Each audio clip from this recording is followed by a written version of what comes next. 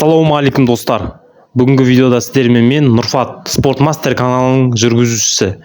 YouTube каналға видео шықпай кетті. Оның себебі мен әскерде берілген сертификатпен құрлық әскерлерінің әскери институтына оқуға түстім.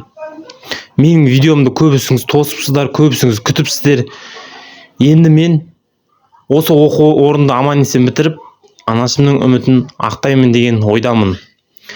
Достар, қазір мен қыстық демалыстамын. Енді мен видеоны демалысқа шыққан сайын тоқтамай түсіріп отыратын боламын.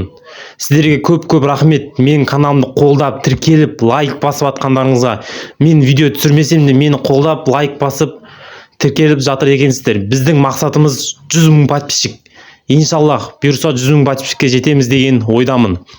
Достар, бүгінгі видеода мен сіздерге іштегі майды 3 минутта кетіретін ең мықты жаттығуларды үй жағдайында жасап көрсететін боламын. Сіздер бұл жаттығу топтамасын үй жағдайында қайталап, ішіңіздегі майды 3 минутта кетіре алатын боласыздар. Тек қана осы видеоны қосып, әр жаттығуды бөлек менімен бірге қайталаңыз. Сізге пайдасын тигізетініне мен сенімдімін. Достар, видеоны көрмес бұрын мен каналыма тіркеліп кет, қолдап кет. Мен енді демалысқа шыққан сайын, қыстық демалысқа, жаздық демалысқа шыққан сайын осылай тоқтамай видео түсіріп отыратын боламын.